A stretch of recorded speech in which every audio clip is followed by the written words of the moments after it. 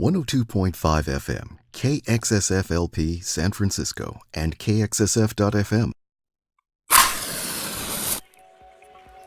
You're tuned into Spark, informing minds, inspiring ideas, igniting innovation. Let the conversation sink into your soul. This is Kelly Marlowe, host of Spark. Today I'm talking with Lynn Kirkham of Yes, You Can Speak about how to step into your authentic power. Welcome, Lynn. Before the show, you had conveyed that there was a life-changing event that enabled you from having only the ability to talk one-to-one, and that went to 1 to 400. Can you tell us about this event? Yes, absolutely. So I used to only be comfortable in front of one person at a time. I would get a bit nervous with two. I would get very nervous with three, and especially if those three people were authority figures, or I thought that they knew more about a certain subject than I did. And I was in sales. Funny enough, I was in sales, and so I built my business one person at a time because that was the only way I could do it and feel safe. And what happened was after a 20-year career in sales, in the printing industry, actually, I burned myself out, and I ended up traveling around the world and giving back. And one of the places that I gave back to was an orphanage in India. And what I realized there in that orphanage is that there were 36 girls who had to march in line and obey everything they were told. They had no voice. They had no possibility for creating a life that was different than what they were told. And that broke my heart. And it was in that orphanage that I became a stand for voice. What's really interesting is that I never found mine, but these girls gave me the energy and the confidence to speak up for them. When I got back to the States, I was asked to speak in front of 400 people on a stage, and my immediate answer was no. But here's what changed my life. What changed my life was that the person, his name was Bill Englehart. He was a minister of this church, and he said, "You are meant to speak, Lynn. You are meant to be on my stage. Everyone needs to hear this story because it will change their lives. And I'll be by your side every step of the way." And in that moment, my life changed because someone who was already an exceptional speaker and leader saw the same in me. And then I was able to then believe in myself. And once I took to that stage, my entire life changed. And I was asked to speak all over. And then other people would ask, how do you do what you do? And would you teach me? And so that's how I began this next part of my career. So when you say something shifted, did something shift internally for you? Absolutely. What shifted was this feeling like, wow, maybe I am worthy. Maybe I do have something to share. Maybe my words really do matter, because I never really thought that they did. But when this person saw me and he looked me in the eyes and he had so much certainty about who I was as a person, that enabled me to begin believing in myself. What does empowerment look like then? To me, empowerment is always about building on strengths rather than looking for weaknesses. It's about looking for what people are doing well. We are experts as humans. We're experts at breaking ourselves down, at doubting ourselves. We're experts at making us feel really small and insignificant and not good enough. And what I've found is the fastest way to bring someone up to their full potential is actually to focus on their strengths, to focus on who they are as people and the goodness that they are. Because we're always being told, work on your weaknesses, close We that are. gap. We are, and so that's what we've been doing. But here's the truth. The truth is that our attention, our energy goes, like our energy, our life force goes where our attention is. So if you're always worried about doing something wrong, not doing it right, then that is where your attention is going. It's going into the worry. It's going into the not good enough, the not right enough, the not perfect enough, rather than, wow, this is who I am and this is what's possible and this is what I'm choosing to have happen in this moment. So it's a big shift in how we see ourselves, and then out of that we create loads of possibilities. So what do you find that holds people back? What I find is that they don't believe in themselves. That's the biggest thing. How we see ourselves is what holds us back. You know, when we think that we can't jump that fence, or we don't know enough to apply for that position. You know, especially women. They say that there's studies that show that if a man is 50 or 60% qualified for a position, he'll raise his hand and say, "Hey, I'm your guy." And women tend to need to know 100% that they can do that job, or they won't raise their hand. And so women are even, worse critics of themselves, and we tend to hold ourselves back even more than men do. But men do the same thing. What about, we all have a list of to-dos and don'ts, right? Do this right. Don't do this. Do you find that to be the case in the people that you work with or talk to? Yeah. And, what's interesting is in the realm of public speaking, for example, people will come to me and they'll say, "Oh, I just need a couple of tips and I'll be good, because I'm reading this book or that book and it's telling me exactly what to do and what not to do when I'm in front of a group." And what I say to them is, absolutely go ahead and read those books, and just notice that often you won't be able to actually incorporate what it is that you're learning from those books, because when your nervous system gets triggered when you're in front of a group, even though you know cognitively what to do, you're not going to be able to do it, because your nervous system will take over and you'll just try to survive the moment and just get through it. So what are the most common triggers then that you hear about?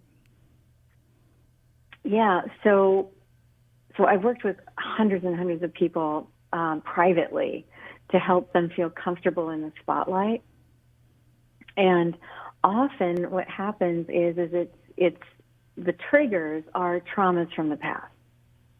They're things that happen with their mom or their dad or their caretaker or a teacher, or something that happened at school. They might have been bullied at school.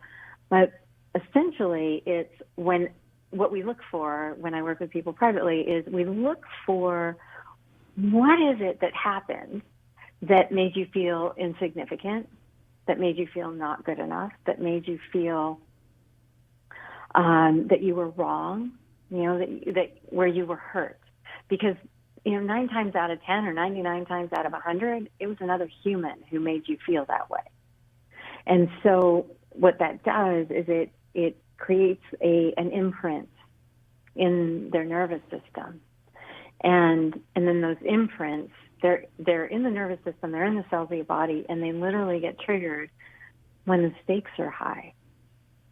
When you're wanting to ask your boss for a raise, or you're wanting to give a presentation, or you're wanting to just step out of your comfort zone and share a new idea, and you're not sure if they're going to accept it. That is when we get triggered. And believe it or not, it could go all the way back to when you were 5 years old and you spilled the milk over some papers of your father's, and your father got mad and he yelled at you and he sent you to your room.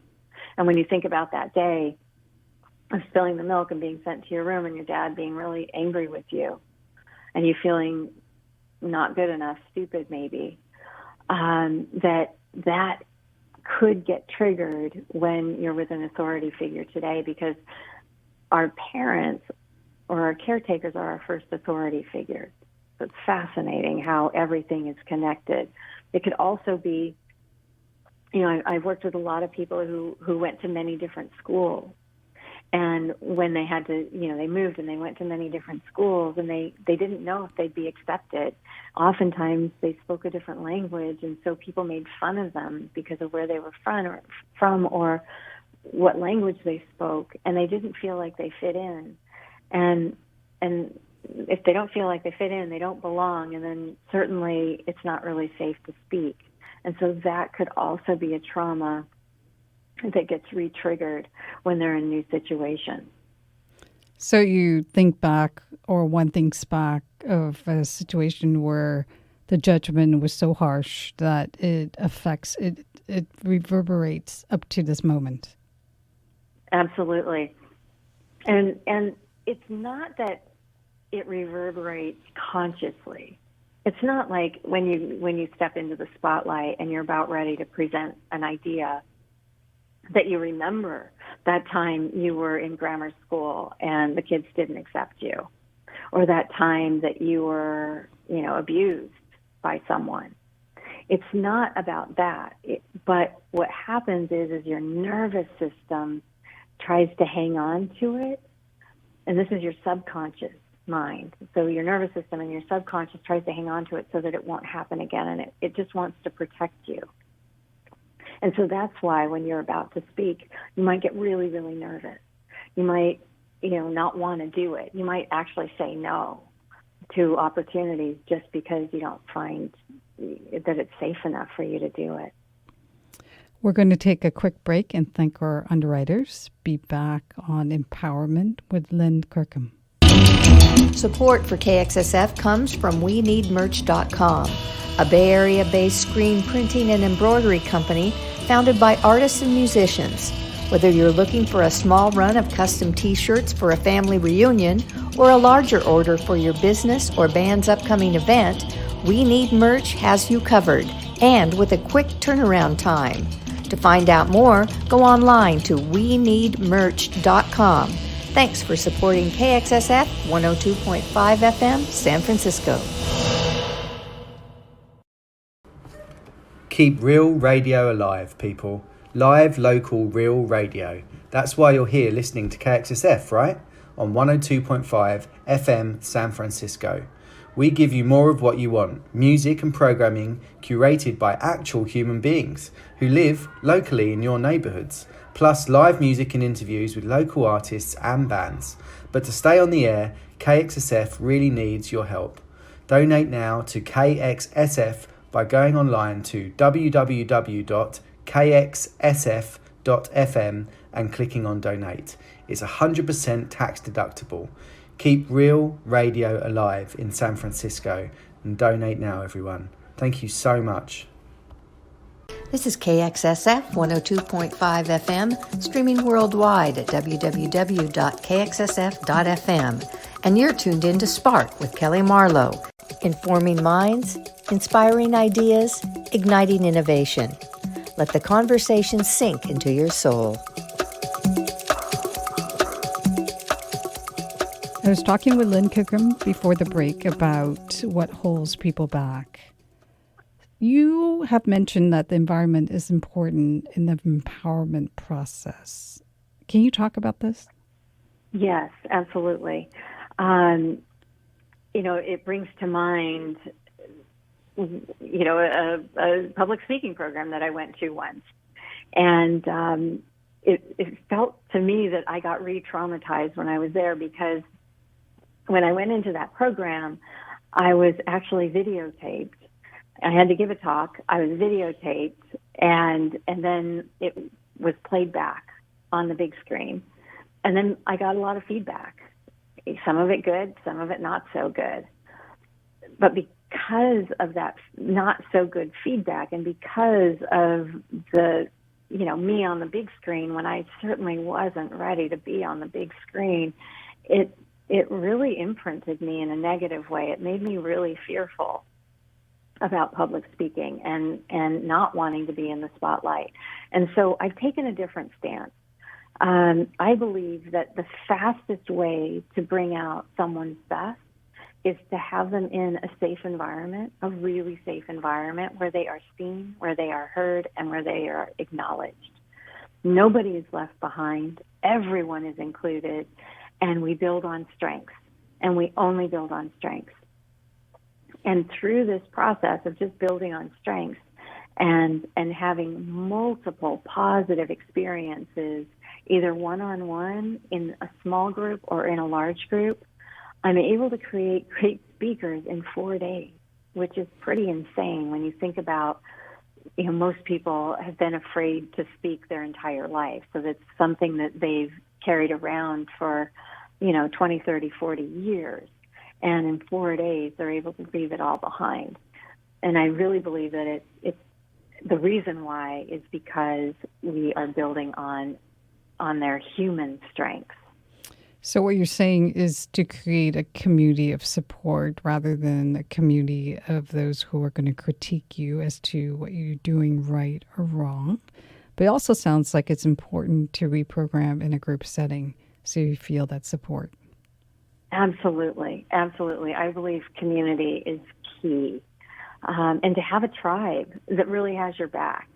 In the program, because so many of us have never felt what it feels like for someone to actually have our back, classmates will literally put their hands on your back and have you lean into it just so that you know that you are supported. I think it's so key. It's so key. Community is key. And when everyone is growing together, and by the way, 70% of the population has this fear of being in the spotlight or public speaking. And public speaking is speaking to anyone other than yourself. So if you're not talking to yourself, then you're public speaking. And 70% of us have that fear. So being in a community that really has your back and sees you as your purest potential is really, really important. And what that does is it really, believe it or not, it creates a new imprint in their nervous system. And it creates new neural pathways in their brain so that they know that they're safe. And then they can show up as themselves rather than feeling like an imposter or having to perform. So you have said that we tend to play small to stay safe. And we all have this seed of potential. And that it's our journey to express the seed or to nurture it. Can you explain that? Yes, I really believe that we are put on this earth for a unique purpose, and that we are born with the seed of pure potential, and that we are meant to express it, and that's why we're here. So we spend our lifetime and through all the ups and downs and turns and twists of our life to identify what that is. What is it that you are meant to express in this world, and to express it through your art, through your work, through your voice. And I believe that when we can identify that, and when we are in alignment with that, and when we are moving with that and making that difference in the world that we are meant to make, that, oh my gosh, every single day it feels like a gift. And when we get to the end of our life, we can just rest easy with a smile on our face, knowing that we lived our best life, that we lived a life well lived, without regret.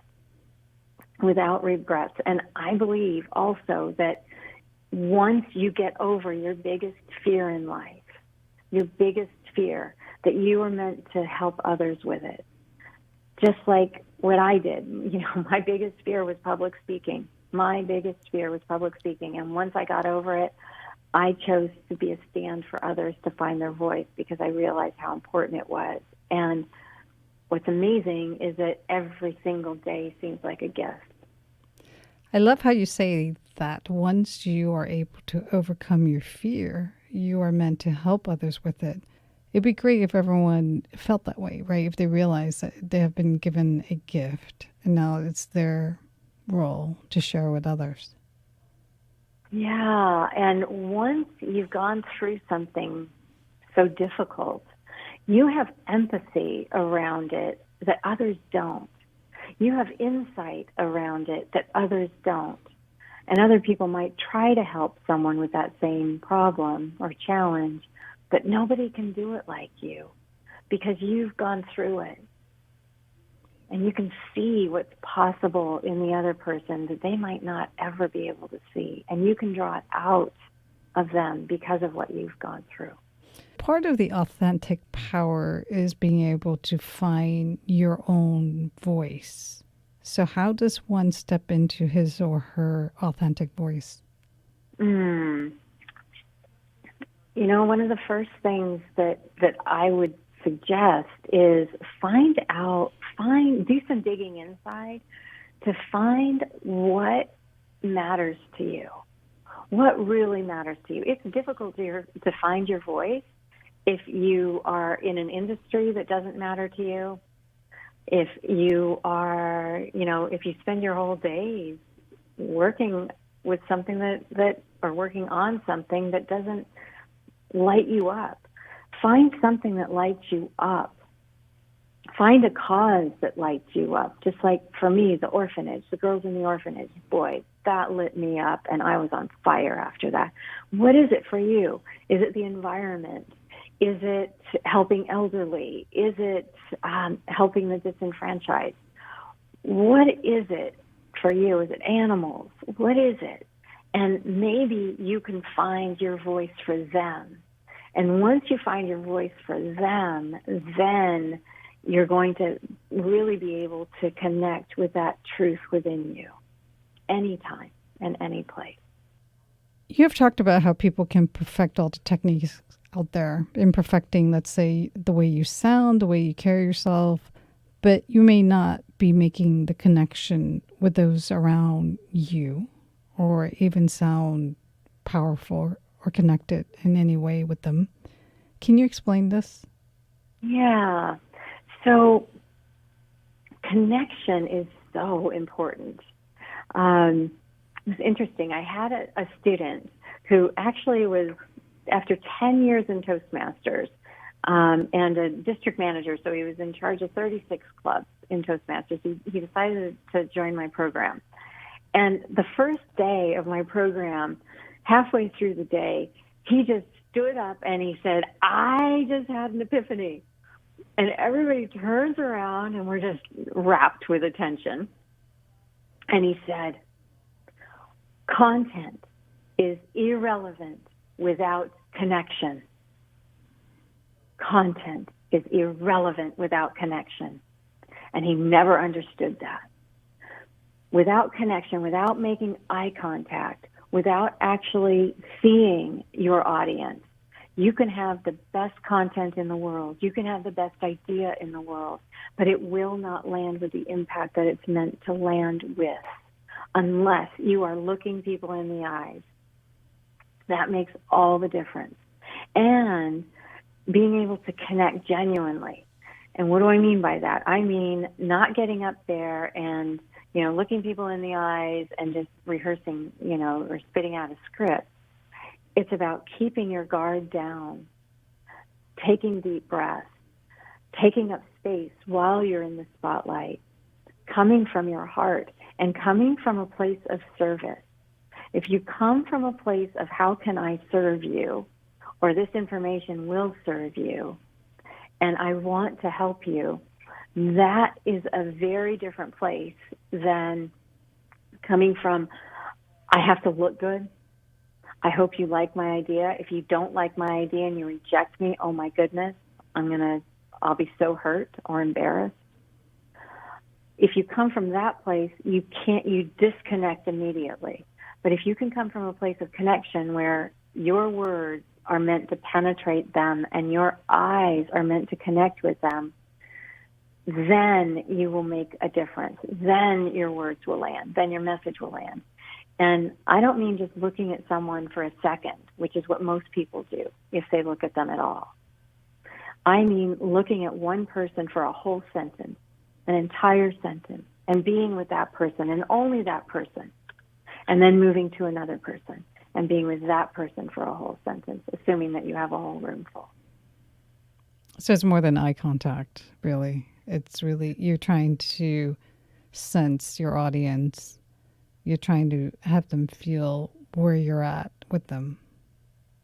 Yeah, and that they feel you, right? It's really difficult to feel someone if they're just coming from their head. It's a very different sensation if they're coming from their heart and you feel like they actually care about you. How do you come from your heart? Well, it's all about, number one, being in service to the audience rather than thinking that the audience is, could be scary monsters who are going to judge you.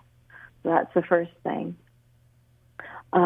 Taking up space, choosing to know that you deserve to be in the spotlight. So many of us are afraid to be seen. We're afraid to really connect because we're afraid that if we do connect, that they're going to see flaws within us. And so we tend to divert our eyes rather than stay with another set of eyes. But the truth is that the opposite happens. If you can stay with somebody in an unguarded place, not wanting anything from them, but just being with them and expressing what it is that you need to express, they will see the goodness in you. They will see the power in you. They will see the potential in you. They will believe you. They will want to follow you. That's what makes a great leader and a great speaker. What if you freeze up? Yeah, so a lot of times the freezing up happens because we get triggered. So it's what I talked about earlier about how the traumas of our past, big T, little t, could just be a painful event. Those that are still intense in our memory, those get triggered, and then we end up freezing up. And why we freeze up is because they get triggered. Then we go into something called fight, flight, or freeze, right? And in that process of fight, flight, or freeze, your cortisol level rises.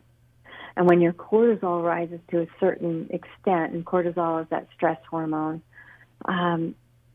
it literally impedes our brain function. And so we can't think. And the only way to come back is to take some deep breaths and to recenter yourself. And that requires some practice in a safe space in order for you to be able to do it well. So basically, when a trigger's kicking into place, you're judging yourself and you're saying, I can't do this because I'm not good enough. I'm not strong enough. I'm not charismatic enough.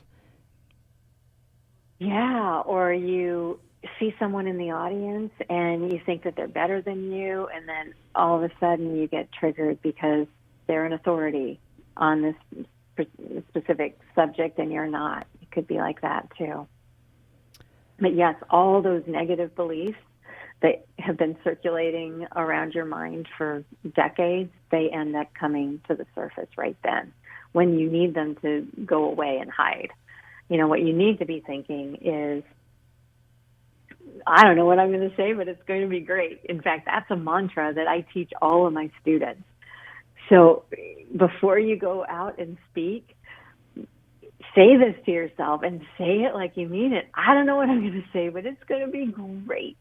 And just trust that if you're in that kind of energy, that the words are going to come through. If, on the other hand, what you're saying to yourself is, oh my God, so-and-so's in the audience and I'm going to mess up, I'm going to freeze, I don't even know why I said yes to this, I don't want to be here, I feel like I'm going to get sick. I mean, if those are the thoughts that you're thinking before you get up to speak, you're sabotaging yourself, right? So we've got to switch it. We've got to flip that on its head in order for you to be able to make the impact that you're meant to make. Time for a short break. Back with more on the power of authentic voice. Support for KXSF comes from Tame and Chrome Buddha, two San Francisco-based bands made up of people who appreciate independent radio and its mission to support local artists, music, and culture throughout the Bay Area. You can find out more about Tame on their Instagram page, @TameSounds. Thanks for supporting 102.5 FM, KXSF, San Francisco. Mark your calendars for Saturday, November 2nd, and come join KXSF for a Day of the Dead Bash, San Francisco style. KXSF is kicking off its fall fundraising drive that night with a killer bill of local psych, alt-indie, garage, and rock bands, as well as food, beverages, and fun. Your $20 or more donation at the door goes straight into keeping KXSF on the air with all the great programming you expect from independent radio. It all takes place at Light Rail Studios, located at 672 Toland Place in the city's Bayview district, starting around 8. But you don't have to wait for the party to support KXSF's fundraising efforts. Go online now to www.kxsf.fm and click on the donate button. Hope to see you November 2nd. 102.5 FM, KXSF LP San Francisco, and KXSF.FM. You're tuned into Spark, informing minds, inspiring ideas, igniting innovation. Let the conversation sink into your soul. So when going back to the power of authentic voice, we're talking about the connection, creating connection and power, and that you need to own it with your energy and with your heart. So what you're saying is that the person who's out there needs to feel a sense of service to those that he or she is talking to. Mm-hmm. Energetically, though, is there anything else that one should focus on? Well, positivity as well. Positivity, for sure. It's really important to come back to your center. And there are lots of ways to come back to your center, but you've got to take care of you first. That's the most important thing. What most speakers who are afraid, who are afraid they're going to freeze or not say the right thing or ramble, what happens for them is they're saying the wrong things to themselves, right? They're literally thinking about those things and just freaking themselves out. So really coming back to center, taking some long, slow, deep breaths. If you take 3 very long inhales and very slow exhales, making sure that the exhale is longer than the inhale. If you just take 3 of those, that actually sends a message to your parasympathetic nervous system to relax. It sends a message to your brain that you're safe. So if you could even do that, just take 3 deep breaths before you start. That will help. I mean, if you're a meditator, I highly recommend meditating and just visualizing yourself doing an A+ job. Visualize yourself seeing the words flow. Visualize yourself actually getting a standing ovation, whether or not it's something that has ever been done before. It could even be an interview. I'd like you to imagine that the person who's interviewing you is giving you a standing ovation and they offer you a job on the spot. Our mind does not know the difference between something made up and something actual. So why don't we prime the pump for what you want instead of what you don't want? So even just visualizing and taking those breaths or meditating, saying the mantra, I don't know what I'm going to say, but it's going to be great. Those are some things that you can do right away to just make it easier. Is being grounded the same as being comfortable with yourself? Yes and no. Being grounded is, I like to feel myself being really rooted into the earth. I like to feel my feet. Every time I take a step, I want to feel my feet and legs. If you're walking and you are in your head and you can't really feel your body, then chances are you're not grounded. You might think you're comfortable, but you're not grounded. So I would say try reinforcing it by really feeling the weight in your hips and the weight in your legs and the weight in your feet to really help you connect more with the earth.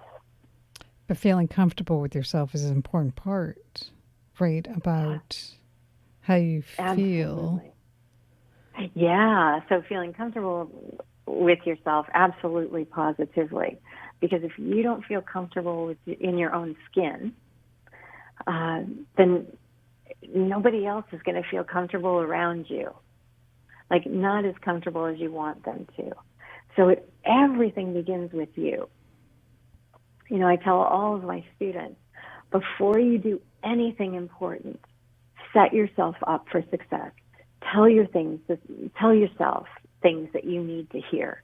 Visualize, ground yourself, breathe, come back to your center so that you feel comfortable showing up and being seen.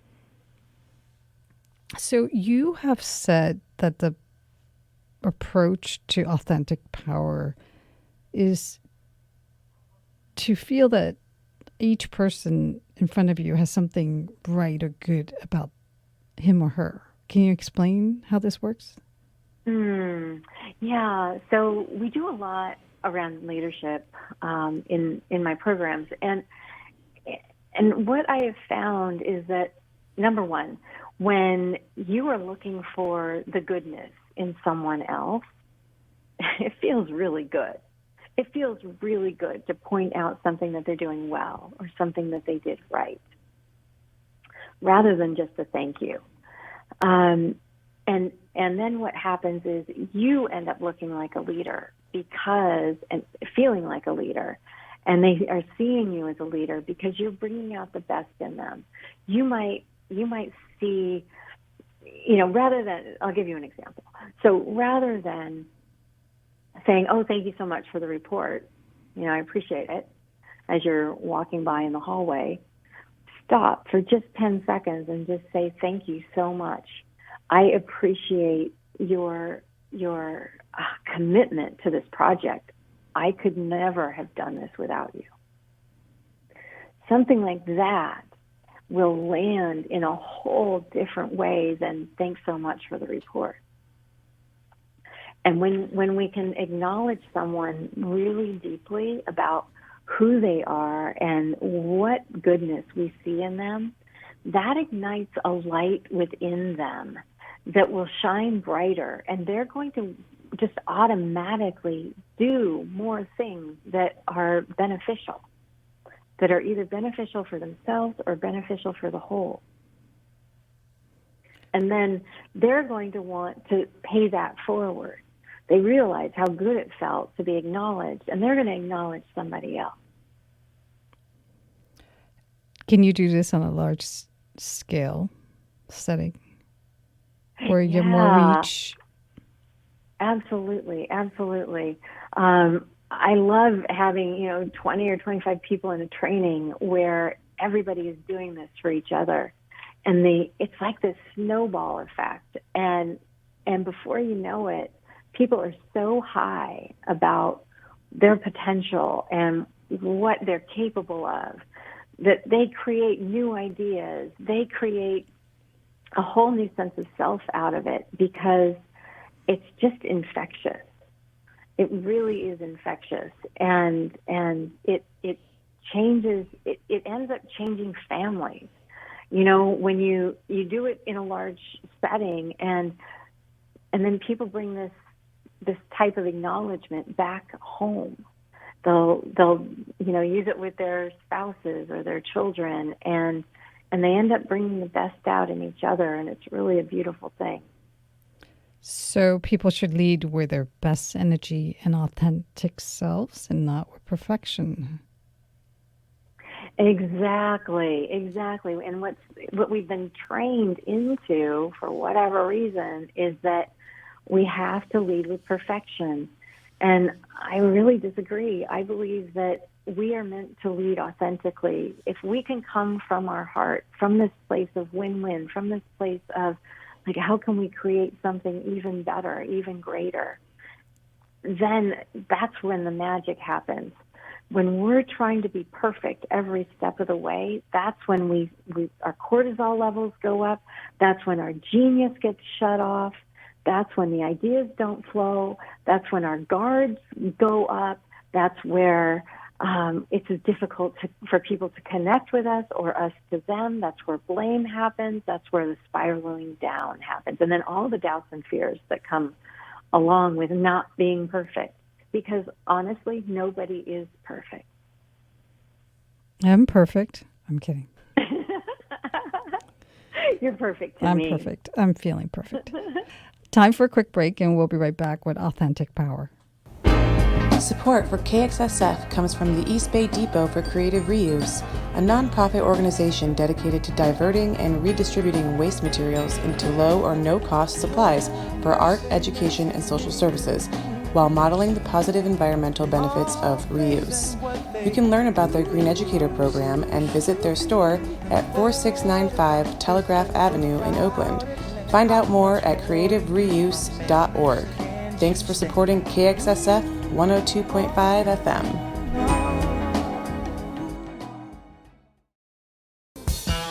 I'm Guillermo Goiri, host of Rockneto on Thursday afternoons. And I'm Alex, host of the Hangover Sessions on Sunday mornings. And together, we are the KXSF Webmasters. At www.kxsf.fm, you can live stream San Francisco Community Radio 24/7, which means that you can not only listen to the incredible programming you hear on 102.5 FM every day in SF, you can also enjoy other awesome KXSF shows only available online. On the KXSF website, you can also listen to podcasts of your favorite shows, scroll through the show schedules, read music and concert reviews, and discover new music through our Song of the Day and Album of the Month features.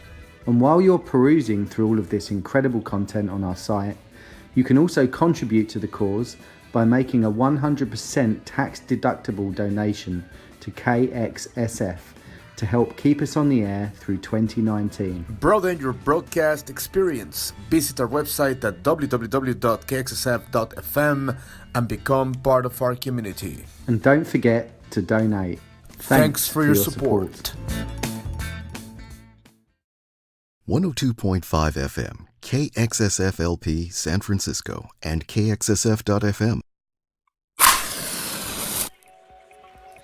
You're tuned into Spark, informing minds, inspiring ideas, igniting innovation.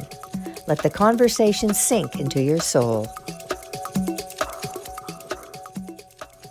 Back to the discussion about authentic power with Lynn Kirkham. You had mentioned that your clients have taken your best practice in how you create an environment of empowerment, and they have recreated it in their setting. And as a result, there's been a cultural shift. Can you explain this? Yes, absolutely. Many of my clients have taken this back, and let me give you one example. I have a client who he owns his own company, and every morning, they had a meeting. They've been having a meeting every morning, before they really start their day since the inception of the company. And the meetings have been dry, and they're very task-oriented, and then they go off and they do their thing. Well, he decided to bring this work of acknowledgement into the company, and so now he's calling it a huddle. So they have their morning huddle, and everybody's excited now about the morning huddle. Everybody comes in, they're smiling, and they're enthusiastic because there's always a part of the huddle where they're acknowledging someone for something that they did or just the way that they are, that they're being, that is important. And, the very first day that he did this, he acknowledged one of his accounting people for going above and beyond the call of duty. And it was just something that she normally did. But he mentioned how important that was to him and to the company, and how he just really appreciated who she was as a person. And it brought a tear streaming down her face within seconds. And then from there, she wanted to acknowledge someone. And then she acknowledged someone. And then he acknowledged somebody else. And so the acknowledgments go around the circle. And what's really exciting is that every morning they do this. And they're looking for what is it that they can acknowledge about the other person to bring out even more of their best. And so then they do that. And then now the acknowledgement part, they literally have to put a timer on because they don't want to stop. What happens is everybody is just going above and beyond and really enjoying being together and really collaborating and partnering on different challenges. And they're having great breakthroughs, and they're having a lot of fun doing it. So it's a really wonderful way to change a company culture. So it's important to create a setting where you are not only acknowledging people's strength, but also do you feel a sense of kindness around you? Kindness, appreciation, yeah, and, like naming it. Like naming how warm they were when you had somebody come into your office, or welcoming, thank you for being so warm and welcoming. Thank you for being so generous and offering your chair. Thank you for your commitment or dedication to the project. I could never have finished it without you. Thank you for your sacrifice, because I know you sacrificed a lot to help me. And it means the world to me. And you are such an important person here, important to me and important to the team. Like saying things like that about who they are as human beings goes a long way.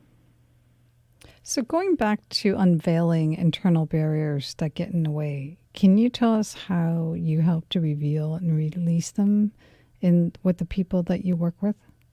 Yeah, it's so interesting. I've been working with people for, 30 years or so, attempting to get at the root cause of why we sabotage ourselves. Why is it that we have fears? Why is it that we stop ourselves? Why can't we speak publicly? I have been working on that for so long, and it seems like every modality I've ever seen, it kind of peels away the layers of the onion, but nothing ever got to the root core of it and pulled it out. And after working with people for so long, I came up with something that I trademarked, and it's called the core repatterning technique. And core repatterning literally goes to the root cause of why you get triggered and are unable to speak, or you feel like you're going to get sick, or you shake, or, when you need to talk to your spouse, you just can't do it, or you don't feel safe being seen. And so what we literally do is we identify the top 20 or so life events that were painful. And we identify what they are. We rate them on a scale of 0, which is neutral, to -10, which is a really high charge. And then we release them. It's literally a targeted identification and release of the pain around the memory. So what happens after usually about 10 minutes or so, 10 or 15 minutes, is something that started out as a -10, which is a super high charge. It goes to a 0. And even when you really, really, really try to feel it, you can't feel it. And, people come back to me, 7, 8, 9, 10 months later, and we're working on something else, and I'll ask them about this traumatic memory. And they just shrug their shoulders, they look at me, they have a big old smile on their face, and they say, it's a 0, it's still a 0. So it feels like the core repatterning technique actually gets to the root cause of what shuts people down, what makes them behave in ways that they don't like, and pulls it out at its core. It's pretty amazing. So it sounds very different from the traditional coaching where they identify where your weaknesses are or where you have gaps and you need to strengthen those weaknesses. So it sounds like very different. Yeah. So it sounds like you're saying, okay, let's see what way back where you were traumatized by event. Let's go back and call those up and see whether we can remove those triggers. Yeah, exactly. What happens is when they get triggered, they put their guard up, and there is this energetic sensation, this feeling, right? Just like Kelly, when you're with somebody and they've got their guard up, and you can tell that there's something just not quite right, it feels uncomfortable. So it's like that. Those people around them, they feel uncomfortable, and then they react. They react to that discomfort. And once you can eliminate the trauma around it, then there is this blank slate. So that when you're in a situation that would typically get you triggered, you're not triggered. Your guard is down, your heart is open, and then everybody treats you with respect. It's a really beautiful thing. And then you're able to speak what you need to say. So you're bursting my bubble. You mean I can't fake it through?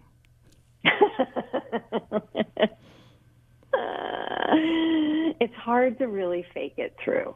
It really is. If you want to make the impact that you're supposed to make on the planet, I believe that you've got to be really genuine, really true, really confident in an authentic way. Then you're going to reach more people. When you've got barriers and you're trying to fake it, then you won't reach as many people. So once the barriers are revealed and released, what happens next? What happens next is, well, everyone feels a lot lighter, and they feel a lot more whole. Everyone who comes to me, they're just like, oh my gosh, I feel so much lighter. They feel lighter and lighter and lighter and more whole. They feel more whole. They are able then to feel like they can be themselves, where before they felt like they had to fake it or be an imposter or be somebody else, or that they just weren't good enough until they got that next certification or that next training or that next something. It's a beautiful thing when they let these things go. Could more barriers pop up over time? Yeah, more barriers can, because we're always creating, right? But I don't believe that the barriers will be as significant. If you can let go of the core barriers, then the things that happen afterwards are going to be very minor in comparison, very minor. What are the next steps for our audience who are ready to step into their power? The first step is to identify what your barriers are, and how do you, what I mean by that is, what are the traumatic events of your past? What are those memories that you still have that when you think of them, they still hurt you? You're either embarrassed, you're hurt, you're angry, you're not good enough, ashamed. If they bring up those types of feelings, then those are the ones where you want to let them go. So you first need to identify them. Another way that you could try, if you don't know what they are, is you can journal. And you can just, you could just journal and literally write down, what are the events in my life that I need to release to become my best self? What are the events in my life that I need to release to become my best self? Actually write those words down on a piece of paper or in your journal, and then ask, just expect that the words are going to come through, that the events will come through, and see how many you can come up with. And then it's important to release them. In the core repatterning process, we literally find out where do you store it in your body? Where is it in your body? Is it in your heart? Is it in your gut? Is it in your throat? Is it in your head? Where is it? It's not just in your brain. But you focus on it and you give it voice. You focus on it and you basically go into the pain body. You go into that pain rather than resisting the pain, rather than not, forgetting about the pain, rather than compartmentalizing the pain.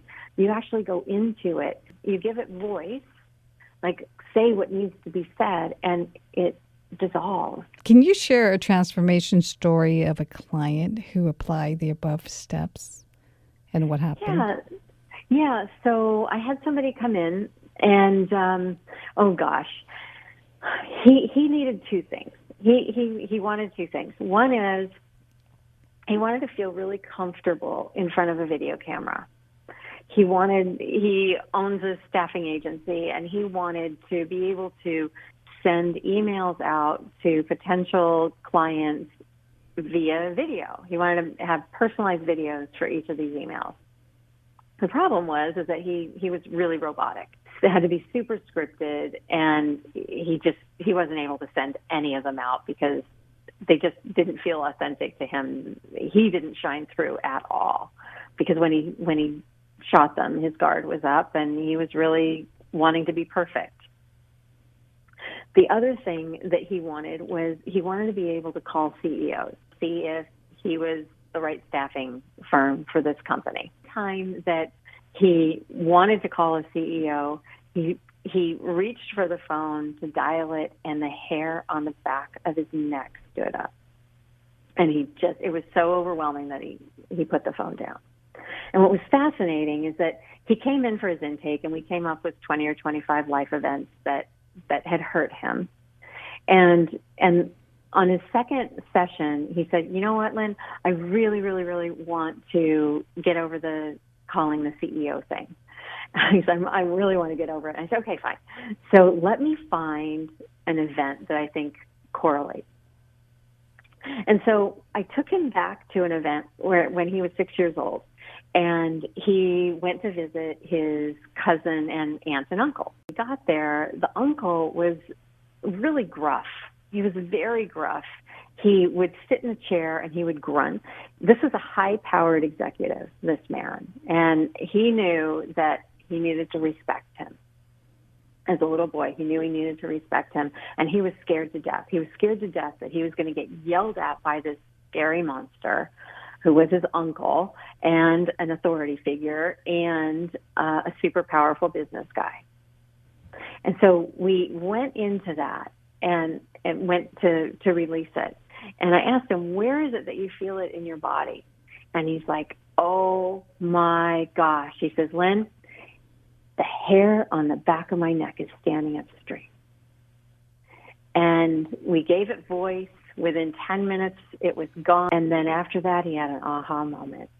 And the aha moment was, now I can call CEOs. It was my uncle. Being there with my uncle when I was 6 years old has prevented me from calling CEOs for years.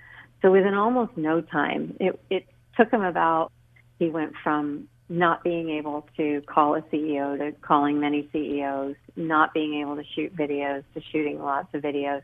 That is a powerful transformation. I want to thank you for joining me on Spark today. It's been my absolute pleasure, Kelly. Thank you for having me.